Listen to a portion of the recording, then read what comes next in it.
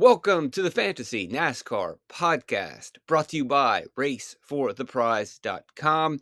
It's the Sunday show, North Wilkesboro All-Star Race. Let's dive into it. We're going to start with Hamlin and Truex. Jam them in. So we'll go over picks, we'll do some lineup build, and I'll keep it quick for you, save you time on this Sunday.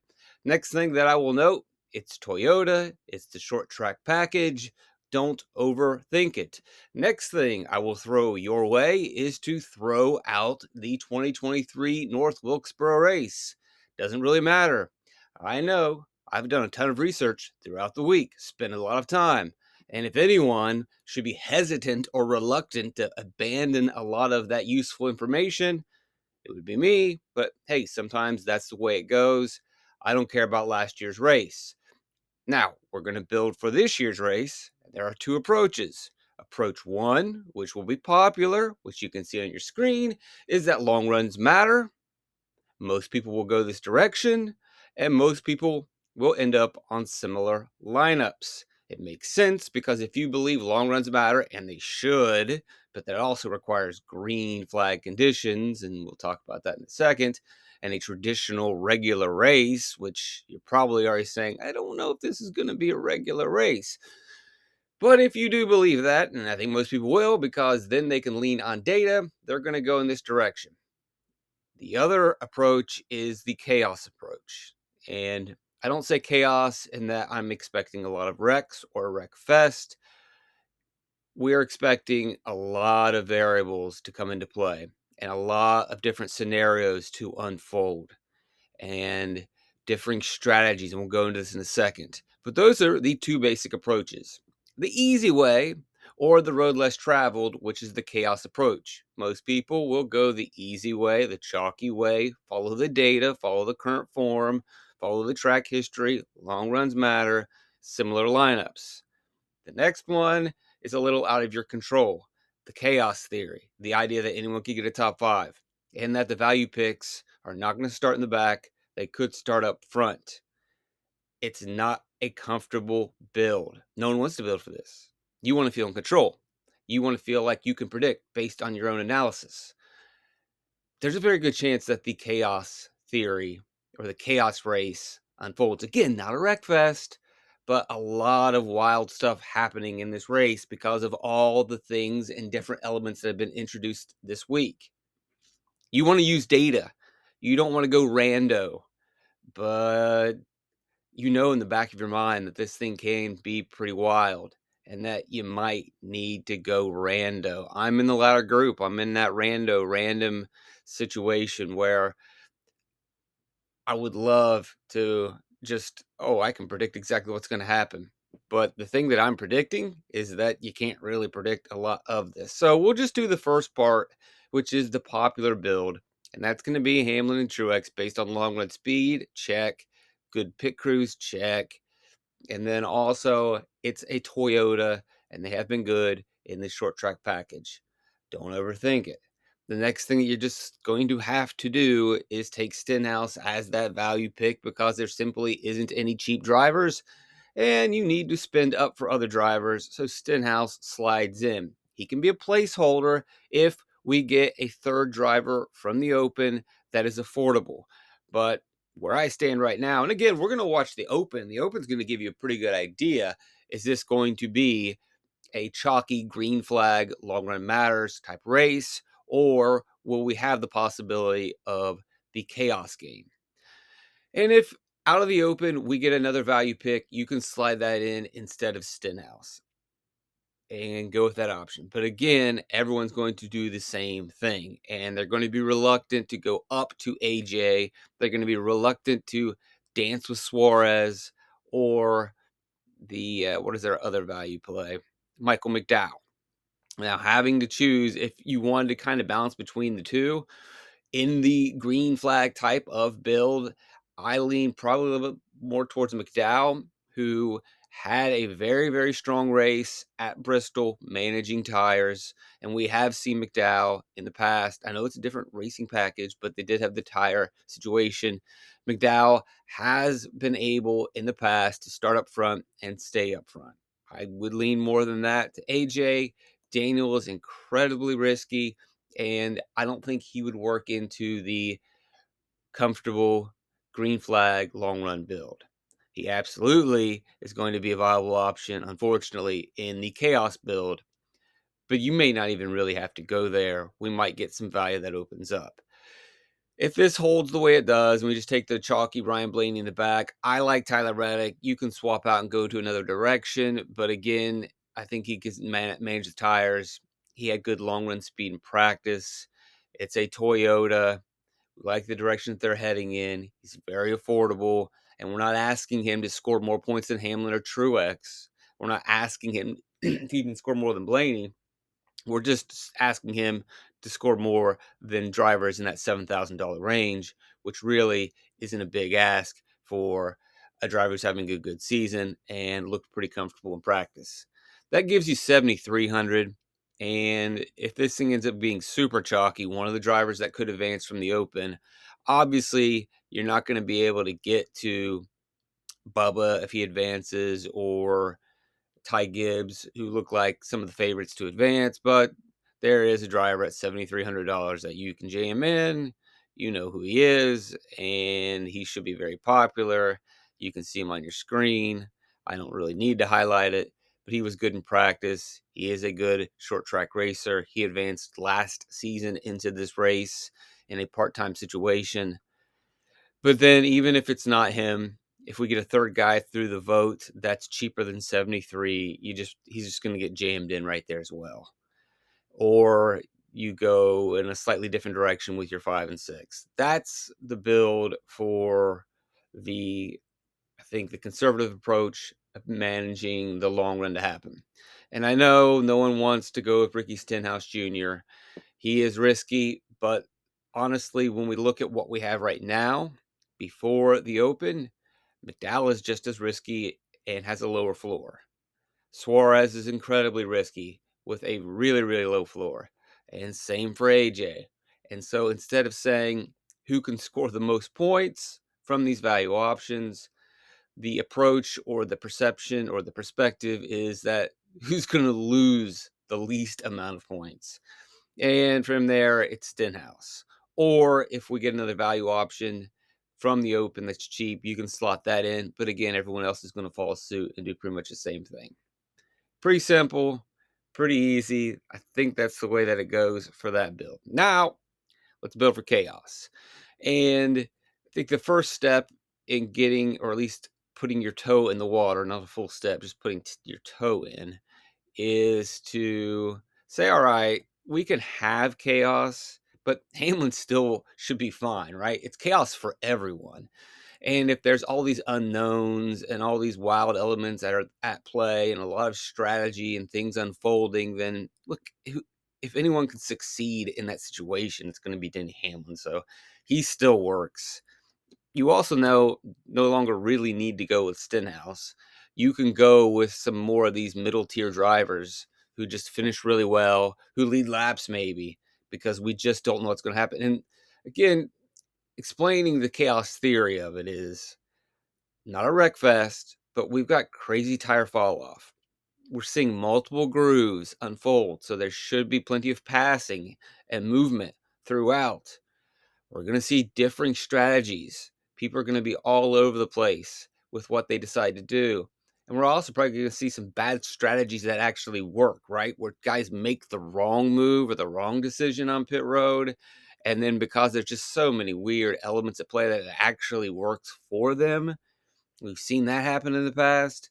And then that's just not even to discuss the random events that can occur on pit road. You really just have to step back and say, do you really truly believe that this is just going to be, long run speed matters and it's going to be a regular race? Do you really believe that from what you witnessed in practice and what you've seen this weekend? Probably not. It's probably going to be pretty wild. It's an exhibition race on top of that. And if you are willing to just accept that and embrace that, then you can build whoever you want and throw anyone that you want.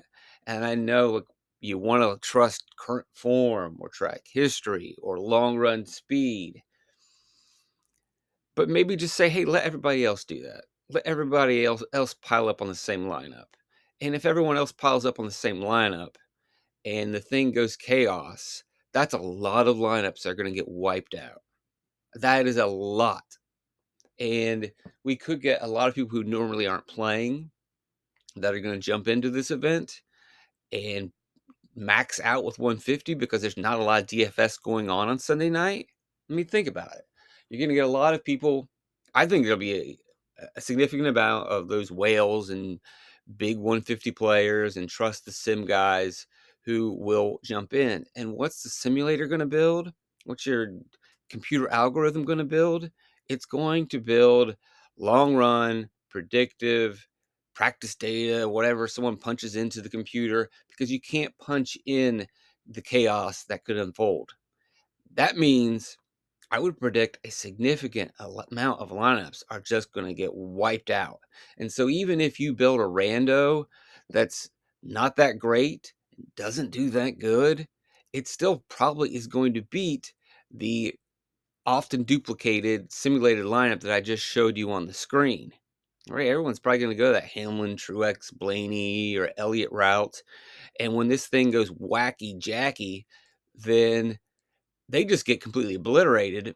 And even though you don't build the optimal lineup, you get in there because, hey, your guys just ended up finishing up front because you just went different. So I think that's where you go. And it's kind of strange to even put those guys up here. But, I mean, you could go with anyone. Logano could still carry the day. Now, obviously, we like pole position a lot better when we were looking at last year's race. And I think people still will also take last year's race into consideration more than they should. So I don't mind jumping away from that. Ross Chastain seems like a great play at 7,200 if we are thinking chaos. Did he look particularly good in practice? No. But if this thing is all over the place, and knowing that he has plenty of experience at North Wilkesboro, why wouldn't you just lean on him? I mean, obviously, what he is going to learn in that truck race is going to help him out a lot. And with that sentiment, that's one of the reasons why I don't want to play Larson. Is look, he can probably figure things out, but he's got a really small window to figure it out. And chaos is going to help him. Green flag racing's not going to help him. He hasn't run on this tire. He hasn't run in how this tire deals with this package. I wouldn't be very encouraged in playing Kyle Larson. If it goes chaos, then fine. You can go to Kyle Larson because he does add that place differential. But I also think that he'll be popular because, again, the simulators are going to look at track history and the fact that he's Kyle Larson. And that's an easy way, again, to watch him have just a ho-hum day, which he probably should. He's got a couple things going on. I know it's never good to bet against Kyle Larson, but his mind's on IndyCar at the moment. It's not on this race. He doesn't really care. He's going to show up and try to do his best for Mr. H. But I would not be very bullish on Larson. I'd let other people chase him, and then he has a regular day and kills all those lineups too. Right, then we look now, again, we don't know where Hemrick's starting. I just placed all these guys starting 18th just to give them some sort of projection, so you just kind of got to ignore that. I know you're going to see Hemrick starting 18th. It's Sunday morning. I got to put something in there to make it calculate, and I'm just giving them a very conservative projection of 15th or 16th as a placeholder just to see how these things are going to work out. I mean, AJ is probably going to be your value play in the chaos theory, or even McDowell in the chaos theory, because no one's going to really want to go there. Everyone's going to chase in the back.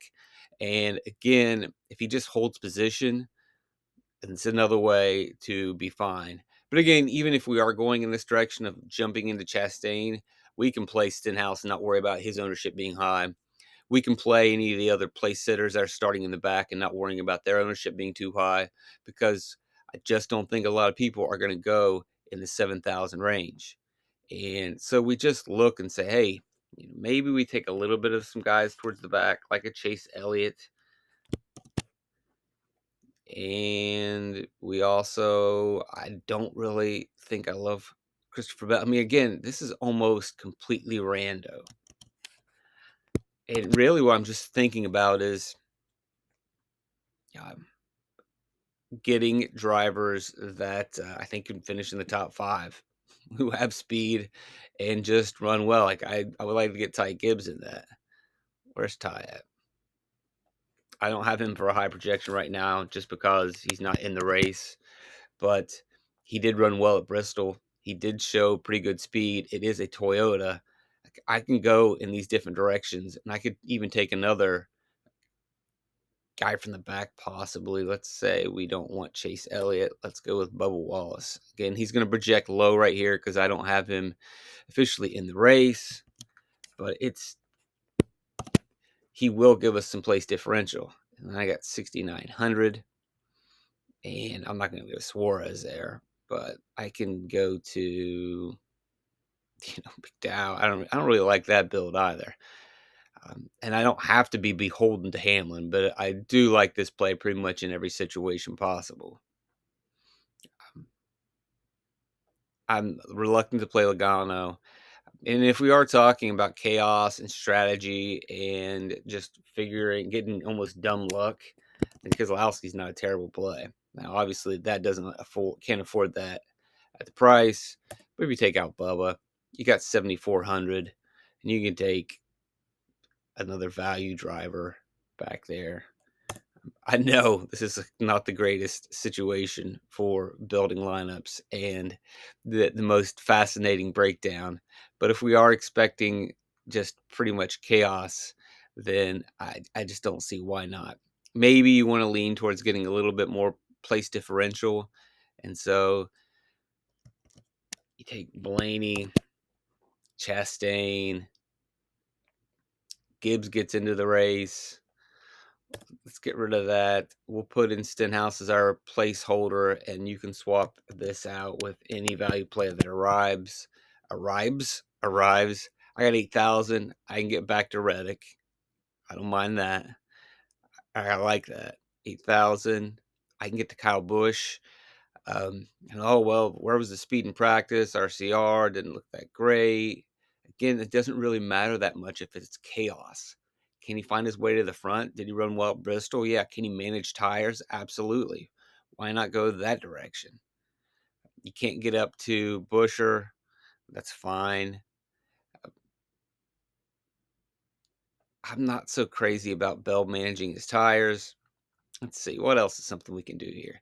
Let's get away from Gibbs, because Gibbs probably is going to be pretty popular, but I don't think you even need to worry, though, if Gibbs is going to be popular, if we're going in this direction. Let's get away from Blaney, though, because I think the combination of Gibbs and Blaney might be a little too chalky. So let's take out Blaney, and let's try dance around in this middle tier where we get a little bit of place differential and a little bit of finishing position. Who's going to give that to us? Chase, probably a little too much ownership. We don't really want to go that far.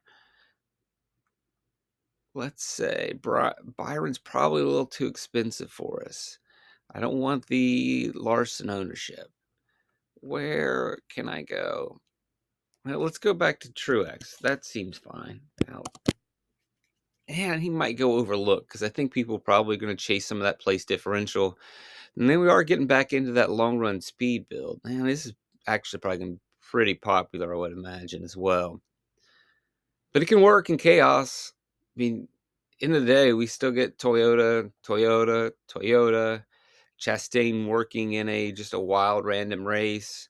Stenhouse is just our place sitter. We've got 8,600. Don't mind that we can't get to Logano.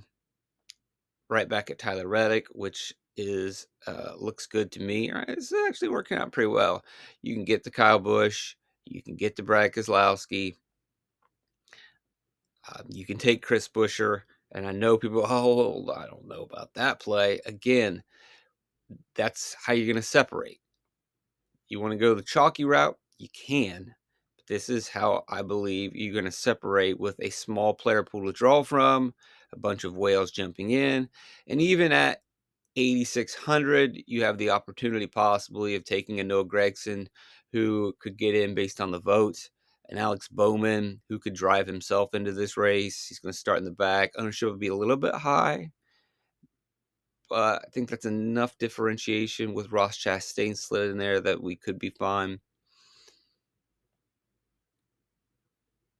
or you could go the route of leaving a bunch of money on the table and taking McDowell. I don't think that necessarily is going to be the route to go in.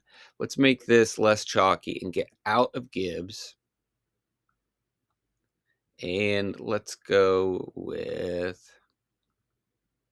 And I don't want to take Bubba in the back. I think he'll also be very popular.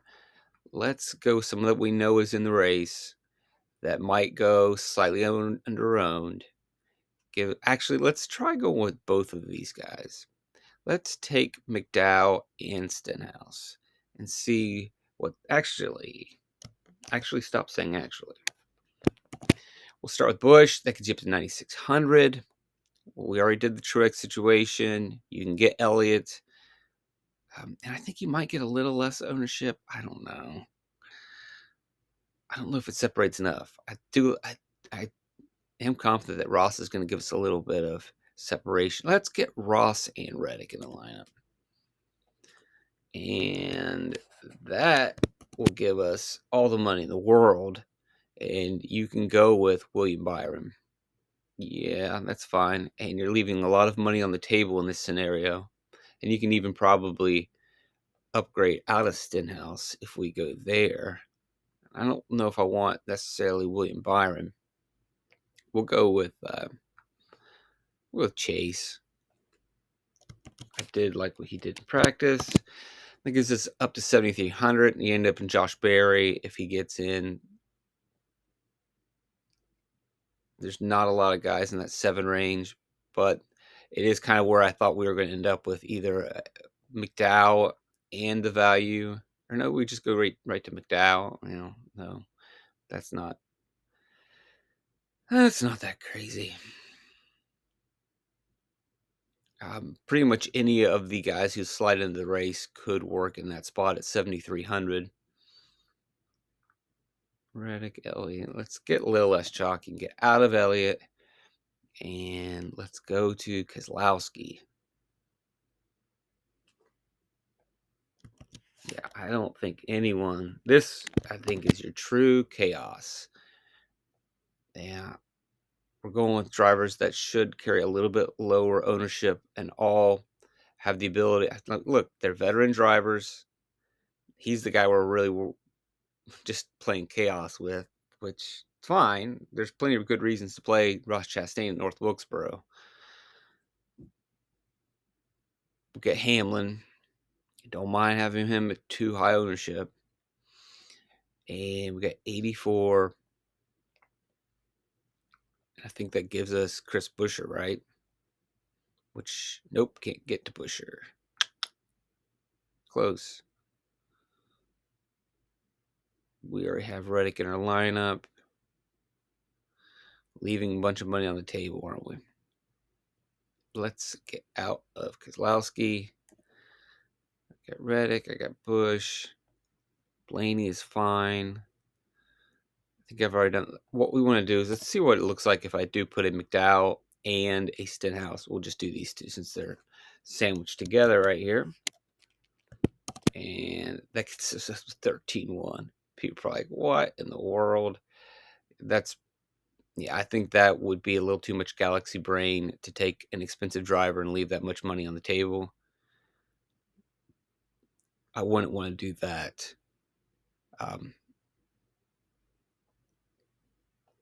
Let's try to meet in the middle. So let's take the 2 value and let's take our long run guys and hope that it works out for them. Maybe meet in the middle between chaos and long run speed. I've got 9,400 for each of my 2 remaining drivers, which then I could take a Ty Gibbs starting in the back. I'm going to get Elliott and Gibbs, can't I? Get Elliott in the back, and I can also get... Remember, these are just place sitter. I can get Gibbs in the back. I can get Bubba Wallace in the back. Any of these guys. Leave a little bit of money on the table. Can I even get the Christopher Bell? Yeah, but I don't think I want to go. But that's interesting, though, because I don't like that what I saw from Bell in practice.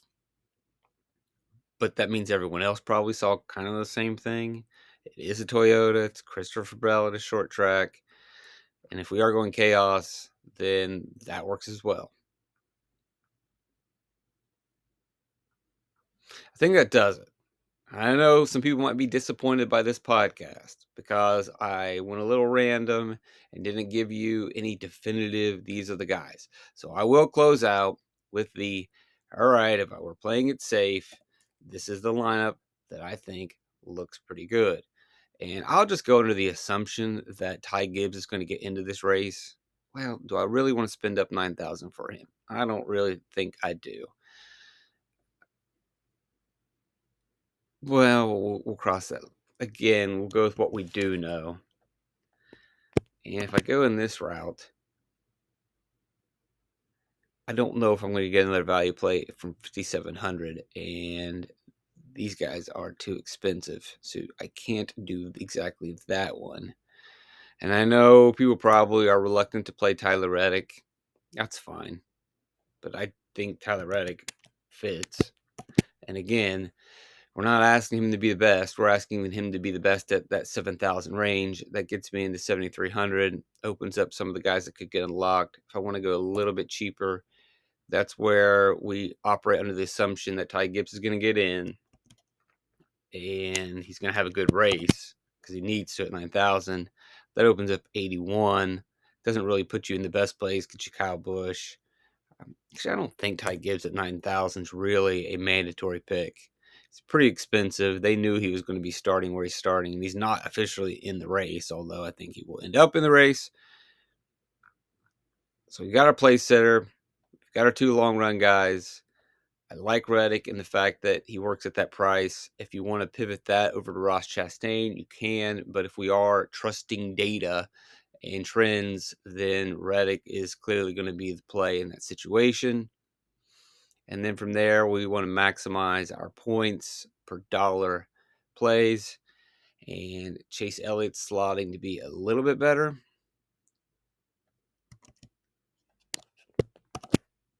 You get 7,800. Again, that leaves you in almost no man's land with guys that are in the race, but you can play anybody that pops in to the final three spots for the most part. The next best option would be to get out of him. And so this is going to look kind of weird on your screen, but this is probably one of the things you're going to end up doing. You can't play Stenhouse twice. I get it. But actually here, because that's going to break people's brains. So we will just pretend that a cheap guy gets in. Who do you want to pick as that cheap guy that gets in? Well, how about my long shot bet? We'll pretend that Austin Cindric gets into this race. I've got 9,200 per driver left. I could go with Ty Gibbs and Chase Elliott. That seems like a pretty chalky lineup. What this is, we'll go ahead and put that on the screen. Again, I don't put the full lineups on because you know how I roll. You get 6,500 for whatever rando finds his way into this race. And that should happen, but there really isn't any guarantee. And if a rando doesn't get into the race, then you're just having to hope that Michael McDowell doesn't kill you or AJ doesn't kill you. But I'm going to assume that this is going to be a very widely used lineup. Taking two of the value guys, we will take out Gibbs because I don't think you necessarily have to be beholden to Gibbs. And we'll take the max savings of these two. 9,500. It's not quite to Blaney range. So you're close. But if you're able to get somebody slightly cheaper who gets his way into the race, then I think people are going to jam Blaney in there. And that will be probably the most conservative, chalky lineup that we got on the board. People are going to chase place differential. Don't mind it. And you're not really completely chasing because Blaney was fast. Practice. Elliott looked good in practice. Long run speed superstars. He's a place sitter. Maybe you can swap out of him, but I don't think you're going to be able to. And you got your fingers crossed that another value guy slides through from the open race. But you really shouldn't have your fingers crossed because this type of lineup's going to be duplicated by the simulators and by the people looking for action on Sunday night that are filling a ton of these contests. So there's your definitive trust the stats in the data lineup, which is not what I think is preferable. What I believe is get a little wild. You can still love Hamlin. And if you want to get even a little bit more cute, you can say, all right, well, you just get off of Hamlin, you go to Truex. And that's going to, if you fade Hamlin, you're definitely going to be in a different route. And so you can get pretty chalky with some of these other guys who, again, had speed and also offer place differential. And by not playing Hamlin, you have diversified your lineup probably plenty enough that you are getting into a really different situation. And if I take one of these guys up front that I kind of like, I've got all the money in the world. 8,500. I can take Brad. I can get to Busher. Again, Stenhouse is a placeholder. Maybe I can swap out of. I can also at 8,500. Like, oh, there's right now at 8,500. It doesn't look great. You're probably saying to yourself, someone's already mowing the yard. 7 in the morning, man. Some people don't like to mow on Sundays, and I understand that. And that's fine. Like, I'm getting ready to go to mass here in a couple minutes. I can get behind that. But mowing at 7 a.m. on Sunday, that is egregious. What are we doing out there, guys? Like, hey, it offends some people to mow on Sunday. I get it. If it doesn't offend you, it doesn't offend me, but we all have to understand that it does. But literally everyone's offended when you're mowing at 7 a.m. You know, do the construction workers want to go out there too right now and get things moving? Hey, let's go hit some hammers on some roofs. Why not? But what I was going to say is, right now, you might, 8,500, that's kind of a no man's land right now. But at 8,500, pretty much anyone from the open race can go in that spot. Anyone. And you're going to get a decent driver. So, like the idea that, oh, the open, they're all garbage. Not really. The guys that are in the open just didn't qualify because they didn't win a race last year.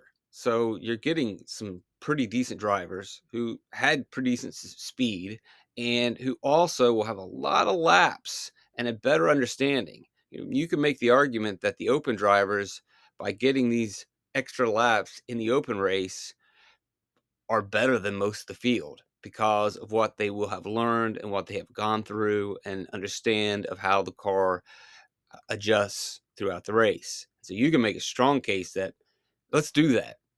Let's say I just want open drivers. Let's do an open driver build. And they're also going to give you place differential. So let's take Bowman. Let's take Barry. I mean, that's a lot of savings too, I think. And then if you are really scared of that Tyler Reddick play, this is probably going to be pretty popular now that I think about it. And I run this through my brain and I think about how the simulators are going to roll. And you probably don't even need Stenhouse anymore.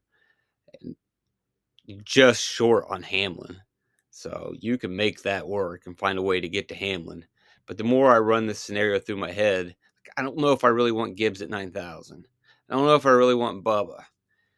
But the next crop down of drivers that are not in this competition, I can go with, like, just to run through. Obviously you're not going to like playing. Burton's not going to make it. And I hope my 80-1 bet comes through with Justin Haley. If it doesn't, it's whatever. It's an 80-1 bet. Zane Smith. But if we look at the likely guys that could make it, like Cindric, Nemechek had some pretty good speed, could make it in there. And at 6,500, I wouldn't have any problem playing him with the extra laps that he gets. Probably not going to get Hocevar or Gilliland that qualify. Priest may sneak in. No, you don't really like playing Priest, but if you factor in that if he is able to make it into this race, then he kind of has an idea of what he is doing. And he's got the extra laps. He'd love to play. Same thing can be said of Eric Jones. If he is able to win the Open or advance on his own merits, then you really like the direction they're heading in at 7,000 starting in the back. Same thing for Barry. Same thing for Briscoe. Bowman. Yeah. I just wonder how quick those sims are going to be able to update and figure out what's really going on. That might be another route to go in. Sometimes this podcast, organically we kind of touch on something. But unfortunately, it's often after I run through it for 15, 20 minutes and everyone's already turned the thing off. So, hey, if you're one of the lucky ones who stuck around, maybe you found something, maybe you've seen something where, we talk about there's the green flag build. We talked about how there was the chaos build. And then I kind of like the idea of just jam in the open guys. Sands, Gibbs, Bubba, not as bullish on those drivers because of their salaries. But the others, I'm really intrigued by playing. So there's your third kind of build that may go a little lower owned, but could ultimately be very popular depending on how long do people really listen to this podcast. Have you already zoned out and tuned out? Speaking of long, I gotta get moving. Got to get in there and do the thing. So thanks for joining me. Please like the video, subscribe, share. You can always leave tips, PayPal, Venmo, Cash App. The spreadsheet's available if you want it. You want to look at all the practice data. Now it's weird because of the quick lap times, but you can get a pretty good idea looking at the raw version and seeing the fall off. And then obviously the big sheet with a lot more of the data and showing like, hey, here, what was their fall off on 20 lap average, which may be useful for some, may not be, because these 20 lap averages were mainly on the compound tire, but it's a thing to look at and to dissect. And that's completely up to you. If you want the package, $15, all the North Wilkesboro sheets, all the Charlotte sheets. It's cool. RaceForThePrize.com, Venmo, PayPal, Cash App. No signing up, no automatic billing. There isn't like a process of what's your address and you got to punch in all these things. You just click on this link, send me a couple bucks, I send you the sheet. Pretty simple, pretty easy. And if you don't like it, you never have to buy it again. Truly blessed. And I honestly mean that. Very thankful. I go to church today or mass. I can try to do my best to not ask for things. I'm going to try to do my best to say thank you, God, for what I have. And one of those things is you guys. Thank you for having people subscribe to this channel and watch these videos and leave likes. I'm very grateful. I love you guys. Trip to Light, fantastic.